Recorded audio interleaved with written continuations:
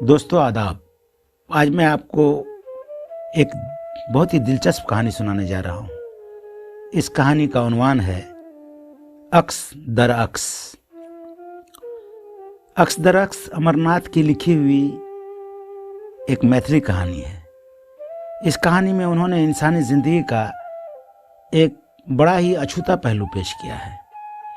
इंसान कभी कभी एहसास नेदामत या किसी गुनाह के एहसास से अधमरा हो जाता है और उसको कुछ लम्हे में ही वो सज़ा मिल जाती है जो शायद इस गुनाह की पादाश में जहन्नम में भी ना मिले। यानी कभी कभी वो अपने गुनाह की सज़ा कुछ लम्हे में ही इस तरह पा लेता है जैसा उसे शायद जहन्नम में भी ना मिले। अमरनाथ की ये कहानी ऐसे ही एक छोटे से गुनाह के एहसास नेदामत का बयान है। कहानी के मरकजी किरदार को 1 रुपये का सिक्का मिल जाता है जो पान के दुकानदार का है।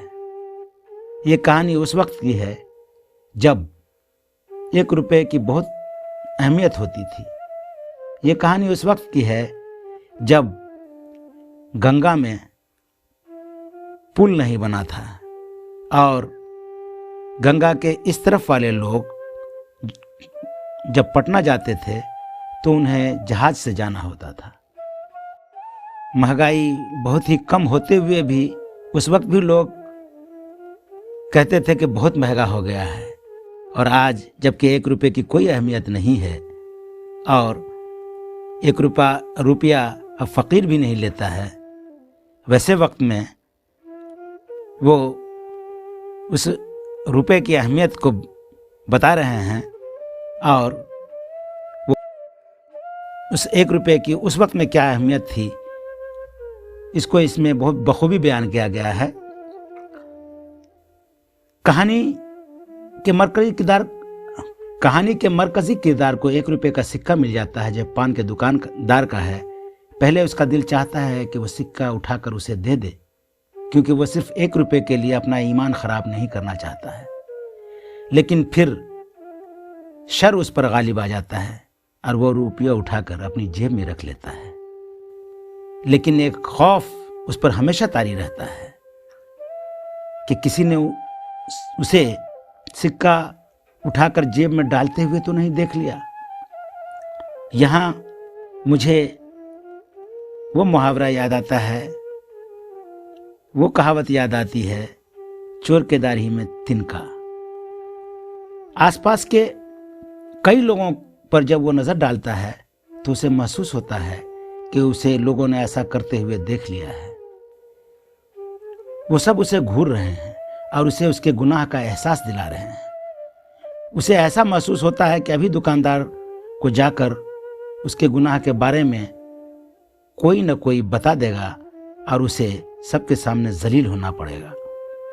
किसी तरह वो इस नेदामत से निजात पाता है, लेकिन आखिर में उसके पास बैठी एक औरत उससे कहती है कि उसने देख लिया है कि उसने पान वाले का गिरा हुआ सिक्का उठाकर अपनी जेब में डाला है। उसने किसी से कहा नहीं। क्यों? इस क्यों का जवाब इस कहानी में मिलेगा। इसलिए इस कहानी को आप ज़रूर सुनें, बहुत मज़ा आएगा। ये एक नफ्सियाती कहानी है।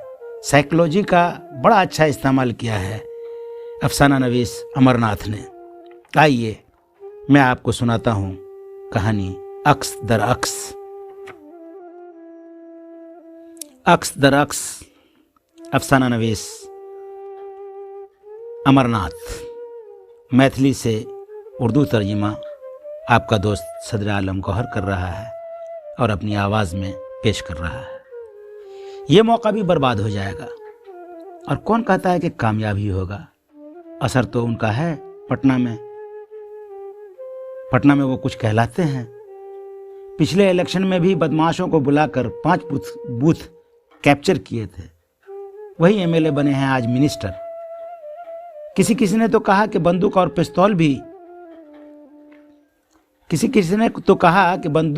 पिस्तौल का भी इस्तेमाल हुआ था। एक आध बूथ पर तो बम भी छोड़े थे। अरे जो किया सो किया, सब तो वही हैं। हाँ, तब मेरा काम करें। करेंगे ही। सोचते सोचते जेब टटोला।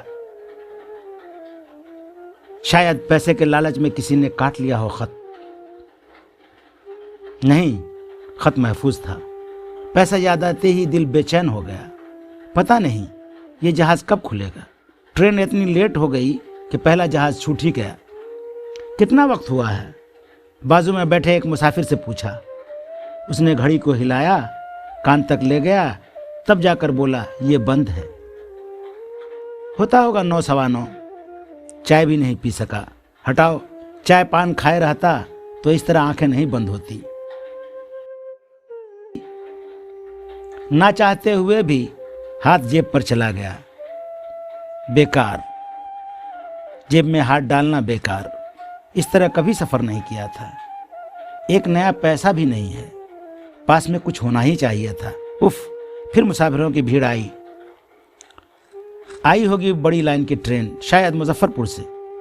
नहीं, वो तो समस्तीपुर से आती है। मालूम नहीं कब कब खुलती है। देखते देखते इंच इंच जगह भर गई। आजू बाजू चारों तरफ आदमी ही आदमी। एक आदमी को किनारे में रुपया गिनते देखा। 10, 20, 30। देखते देखते आंखें चमक उठी। ऐसे तो नहीं, रुपया देखकर ऐसे तो दिल नहीं करता था। फिर खुद पर गुस्सा आ गया। नहीं पास में पैसा था तो कर्ज ही मांग लिया होता। ज्यादा नहीं, 2 रुपए। उफ, मिसर जी इस तरह कलेजे पर सवार हो गए कि अभी जाइए, अभी जाइए। इस अभी जाइए के विरुद्ध में पूरा जहन भटक गया। वैसे ही 5 रुपये हाथ पर रख देते, वो कहाँ से। नहीं, ऐसे नहीं। जैसे अंदर ही अंदर चौंक उठे। ये तो भला मिसर जी का के खबर भी दिए, चिट्ठी भी लिखवा दिए, 3 आदमियों के नाम, सिफारशी खत। मैं तो हक्का बक्का रह गया था इंटरव्यू का नाम सुनकर। बोला अप्लाई नहीं किया हूँ। ये बात सुनकर कोई दूसरा होता तो डांटता, नसीहत करता, मगर उन्होंने कहा जाइए, ये अपनी रियासत है, खत ले जाइए। नहीं अप्लाई किए हैं, इससे क्या हो जाएगा, सब हो जाएगा। कहिए, दूसरों के लिए कौन इस तरह करता है। अब ऑफिस में नौकरी हो तब ना, होगा ही। जरा आगे सरका और टेबल के पाए में टेक लगाकर बैठ गया। ऊपर पान का स्टॉल था। खटाखट, टन टन, छन छन पान वाला जल्दी जल्दी पान लगाया जा रहा था। जरा 300। अरे चूना हो तो गया। हाँ, 30 पैसे। 4 पान के 30 पैसे और 4 पान के 30 पैसे। और इधर इस उनका गला सूखने लगा। बहुत खराब होती है चाय पान की आदत। और दिन बिला वजह जाने पहचाने लोग मिल जाते थे, आज कोई नहीं। अगर कहीं कोई मिल जाए तब तो चाय पान उसके सर। उठने की कोशिश की, चारों तरफ भरा हुआ। टांग ही टांग की सर ही सर।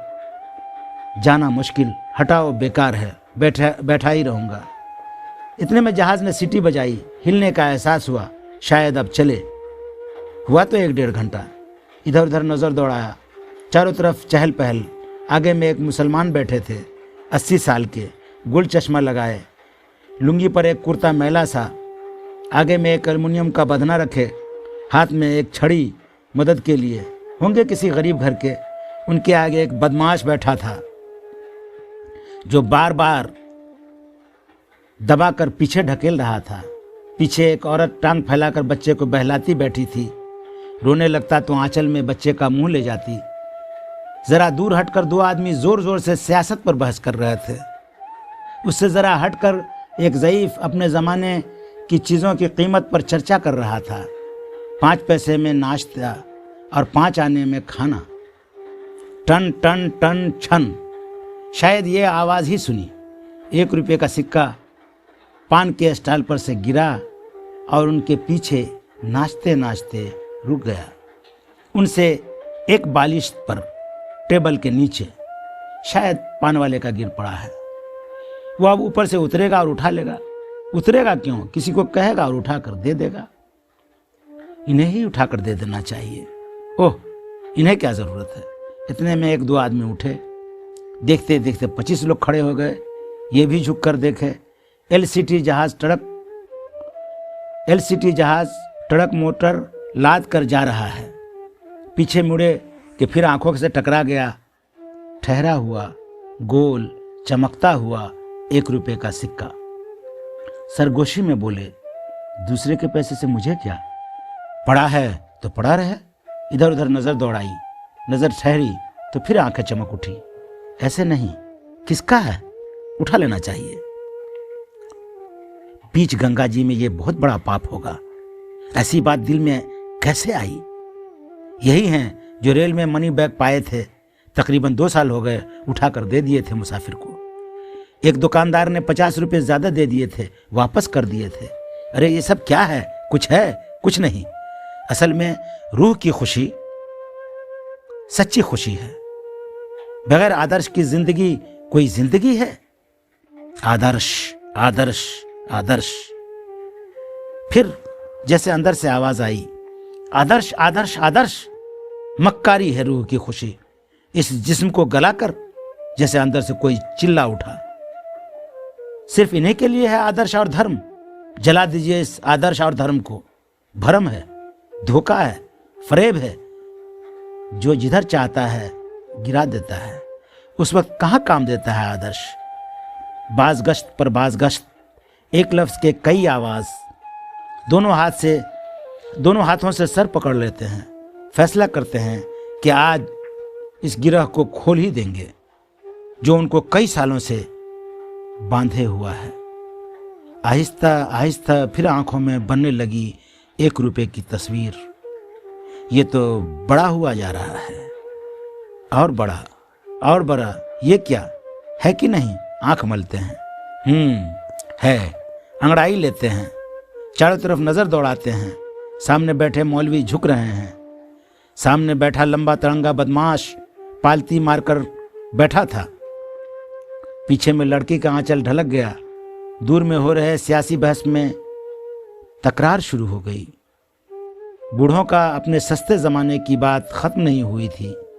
मुतमईन हुए तो फिर चमक उठा 1 रुपए का सिक्का, गोल 1 रुपए का सिक्का। ये पहले झुके, बाएं हाथ की कोहनी से सिक्का को दबाए, कुछ देर उसी तरह रहे। फिर दाहिने हाथ की उंगली से अपने दाहिने हाथ की कोहनी को टटोलने लगे। टटोलते टटोलते हाथ में आ गया सिक्का। चुटकी से उसको जेब में रखे। माथे पर 4 पसीने की बूंदें आ गई थी। सीना धड़कने लगा। अगर किसी ने बीच में शोर मचा दिया या जेब तलाशी ली, तब ... सवालिया निशान। वो रहेगा तब ना, इसको खुर्दा करा लेना चाहिए। यही सोचते हुए उठे, कुछ दूर बढ़े कि 2 आदमी ने दोनों हाथ पकड़ के नीचे बैठा दिया। फिर दोनों आदमी एक आवाज में बोलने लगे, चलना नहीं आएगा तो टांग तोड़ देंगे। उठे वो और तेजी से बढ़ने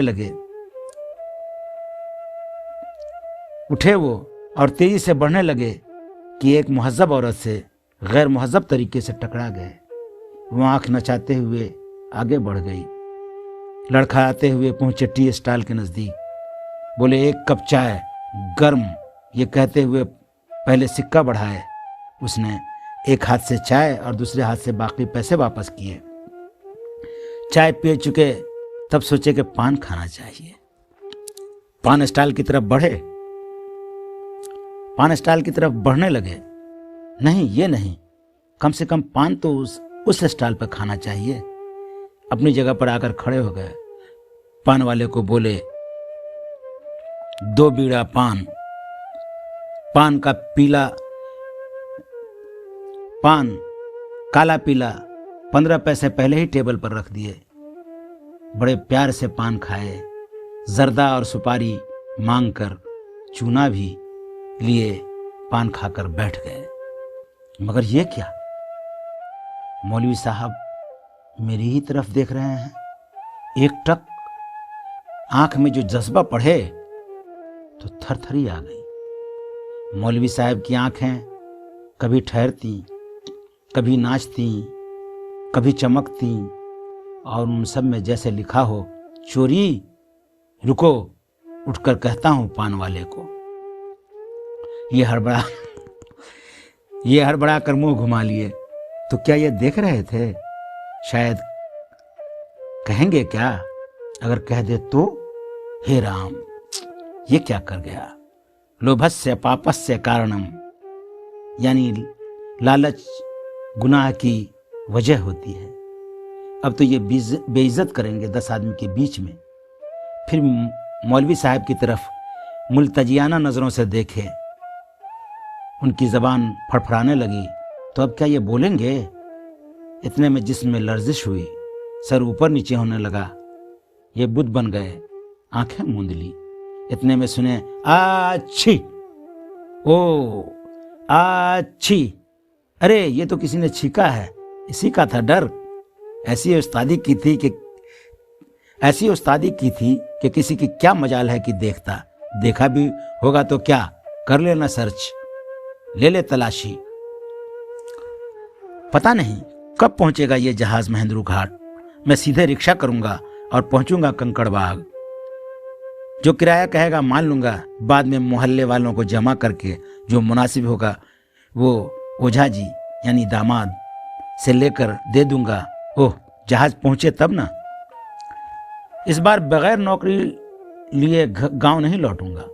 फिर खत को टटोला, है बिल्कुल महफूज, लेकिन दिल से करना पड़ेगा काम मिनिस्टर को। लौटकर जाएंगे किधर? कोई एक माह में ही जारा खत्म हो जाता है। नौकरी मिलते ही पहले खत लिखूंगा बीवी को, लिखूंगा बेगम अनुराधा, अब क्या जेवरात से लाद दूंगा। तनख्वाह सीधे बैंक में जमा करता हूं। ऊपर की आमदनी इतनी हो जाती है कि महीने दिन का खर्च खुशी खुशी निकल जाता है। सोचते सोचते सर खुजाने लगते हैं। पहले हो जाए तब ना, पहले नौकरी मिले तब ना। इतने में पान वाला जो स्टॉल पर बैठा था वो उठकर खड़ा हो गया।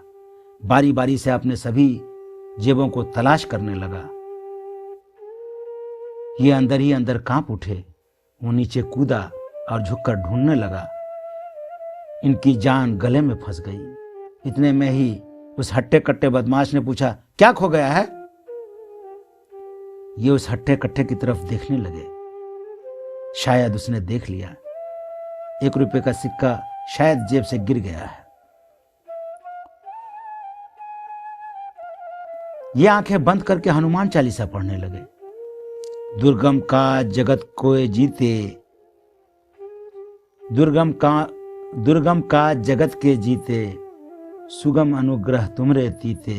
यानी दुनिया के जितने मुश्किल काम हैं तुम्हारी मेहरबानी से आसान हो जाते हैं। हनुमान चालीसा पढ़ने लगे। दिल ही दिल में हट्टा कट्टा बदमाश संजीदा होता हुए बोला, झूठ। संजीदा होते हुए बोला, झूठ क्यों कहूं? न मैंने उठाया है न किसी को उठाते हुए देखा है। इनकी जान में जान आई। पान वाला फिर स्टॉल पे चढ़ गया। अरे ये तो गोल घर आ गया।